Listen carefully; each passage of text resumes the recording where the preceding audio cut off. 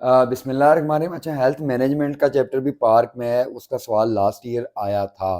फिर अक्सर चीज़ें जो है ना पार्क में है तो आप लिखते नहीं अपनी बुक पे, तो मैं इसलिए कहता हूँ कि एक्सेल पे ऐड करें। अब उसमें बहुत सारे एनालिसिस हैं जिनसे आपका कोई एक सवाल आ सकता है। अब एनालिसिस कौन से हैं? कॉस्ट बेनिफिट, कॉस्ट इफेक्टिव है, नेटवर्किंग एनालिसिस है जिसमें पर्ट है और सीपीएम टेक्निक आती है, और पीपीबीएस है, और इनपुट आउटपुट एनालिसिस। वैसे तो मॉडल टेक्निक भी हैं बहुत सारे, लेकिन ये मोस्ट इंपॉर्टेंट है, इन्हीं में से सवाल आएगा। अब कॉस्ट बेनिफिट एनालिसिस क्या और कॉस्ट इफेक्टिव एनालिसिस क्या है? देखें, कॉस्ट बेनिफिट एनालिसिस में आपने पैसे बचाने हैं, मॉनिटरी बेनिफिट है। कॉस्ट बेनिफिट ये है कि कम पैसों में आप चाहते हैं अस्पताल बना दें, कम पैसों में आप चाहते हैं सिस्टम लॉन्च कर दें, कम पैसों में आप चाहते हैं काम हो जाए। अब उसका ड्रॉबैक क्या है कि हम हेल्थ में बेनिफिट से कंसर्न हमारा क्या है कि हमारा जो भी आपका आएगा आउटपुट वो ठीक होना चाहिए। हेल्थ में हम कंसर्न ही इफेक्टिवनेस से हैं।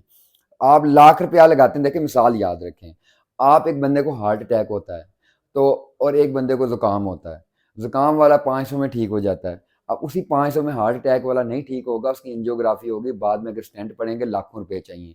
अब बेनिफिट इफेक्टिवनेस तो बेनिफिट तो नहीं हुआ। अब कॉस्ट बेनिफिट एनालिसिस कहता है कि दोनों पे 10-10 रुपए लगा दें। कॉस्ट बेनिफिट एनालिसिस ये है कि आपने एक अस्पताल बनाया, सिंपल सा क्लिनिक बनाया, और उधर दूसरी तरफ आप देखेंगे बहुत बड़ा हॉस्पिटल बनाया। तो कॉस्ट बेनिफिट एनालिसिस में मॉनिटरी बेनिफिट याद रखें, कम पैसों में ज़्यादा काम करना चाहते हैं। इफेक्टिव मैं करके फिर समझाता हूँ, cost effective analysis and result, आपने अचीव क्या किया। आप चाहते हैं ना आप मोर्टेलिटी रिड्यूस करें, मॉर्बिडिटी रिड्यूस करें, बर्डन कम करें, बंदा हेल्दी हो, तो उसके लिए इफेक्टिव एनालिसिस है। ये एमसीक्यू भी आता है, बेस्ट कॉस्ट इफेक्टिव एनालिसिस है। अब कंपेयर करें, अब बेनिफिट क्या है कि दोनों पे 10-10 रुपए लगाएं। इफेक्टिवनेस क्या है? जिसको 10 लाख की जरूरत है 10 लाख लगाएं। आपने देखें प्राइमरी हेल्थ केयर के प्रिंसिपल हर जगह फिट हो जाते हैं। इफेक्टिवनेस में हमारा प्रिंसिपल इक्विटी हो सकता है, हमारा अचीवमेंट हो सकता है प्रिंसिपल, हमारा कोई भी आपने एनालिसिस करना है या कोई भी प्रोग्राम रन करना है तो उसमें एंड रिजल्ट मैटर करता है। जैसे कोविड में आपने अरबों रुपए लगाए तो दैट इज इफेक्टिव एनालिसिस, कि आप पैसे लगा के अचीव क्या किया। Output does matter. इवेल्युएशन जब आप करते हैं तो आप कहते हैं 10 लाख बंदे बचा लिए। अब इसलिए बाज़ जगह ज़्यादा पैसे लगते हैं, बाज़ जगह कम लगते हैं। Money doesn't matter. ठीक है कि आपने पैसे को भी कंट्रोल करना है, फ्लो ऑफ मनी को कंट्रोल करना है, लेकिन हमारे लिए जो मोस्ट इफेक्टिव चीज़ है that is cost effective analysis, कि हम अचीव क्या कर रहे हैं। देन उसके बाद आता है आपका नेटवर्किंग एनालिसिस। नेटवर्किंग एनालिसिस में दो चीज़ें आपने याद रखनी है। पर्ट टेक्निक क्या है? Programme evaluation review technique, PERT है। और सीपीएम है critical path method. Programme evaluation review technique में आप इस तरह याद रख लें कि आप एक हॉस्पिटल बना रहे हैं। हॉस्पिटल बनाने के लिए आपको मैन पावर भी चाहिए और मशीन्स भी चाहिए। अब मैन पावर जो चाहिए, मैन पावर को आप ट्रेन करेंगे, और साथ साथ आप दूसरा प्रोग्राम रन कर रहे हैं। क्या रन कर रहे हैं कि आप मशीन का ऑर्डर किया, मशीन आई, डेफिनेटली इंस्टॉलमेंट करनी पड़ेगी। इंस्टॉल करेंगे उसको टाइम लगेगा, तो आप पैरेलल दोनों चीज़ें चला रहे हैं। और ये शार्ट है थोड़ा सा। पर्ट और सीबीएम में डिफरेंस क्या है? क्रिटिकल पाथ मेथड में आप पूरा लंबा ए टू जी जाते हैं, और प्रोग्राम इवेल्युएशन रिव्यू टेक्निक में आप मेजर पॉइंट्स या मेजर ऑब्जेक्टिव को डील करते हैं। क्योंकि पहली चीज़ ये होती है, प्रायोरिटाइजेशन की बात होती है। प्रायोरिटाइज आपने दो ही चीज़ें करनी है, बंदे और मशीन।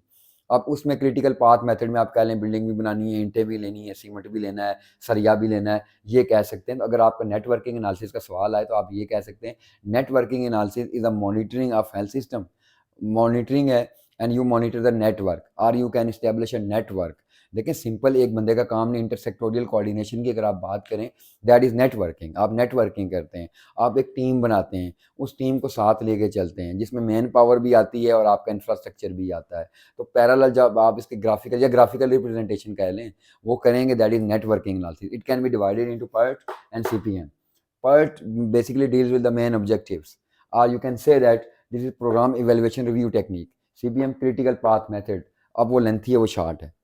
अब अगला सवाल है planning programming budgeting system, PPBS। HIMS में इसको दोबारा देखेंगे कि प्लानिंग प्रोग्रामिंग बजटिंग सिस्टम क्या है। जैसे आपने अभी प्लानिंग साइकिल पढ़ा, you plan, you make a programme. आपने प्लान किया, आपने उसके अकॉर्डिंग प्रोग्राम बनाया कि एग्जीक्यूट कैसे करना है। डेफिनेटली मैंने बताया था कि एग्जीक्यूशन के लिए यू नीड मनी। बजट का आपने सिस्टम बनाना है, पैसे कब आ रहे हैं, किस स्टेज पे आपने कितने पैसे लगाने हैं। हर स्टेज पे एक जैसे पैसे नहीं लगेंगे, हर स्टेज पे डिफरेंट पैसे लगेंगे, या किसी भी स्टेज पे कम लगेंगे, किसी स्टेज पे ज़्यादा लगेंगे। अगर आप स्टेजेस में डिवाइड भी करते हैं, एक स्टेज लेंथी हो सकती है, एक शॉर्ट हो सकती है, तो आप प्लान उसके अकॉर्डिंग करेंगे। कि आप एंड रिजल्ट आपने अचीव करना है, ऑब्जेक्टिव अचीव करना है, लेकिन सारे स्टेप एक जितने नहीं होंगे। एक स्टेप 4 फुट का होगा तो एक 8 फुट का होगा। एक स्टेप पे 1 मंथ लगेगा, एक पे 4 लगेंगे।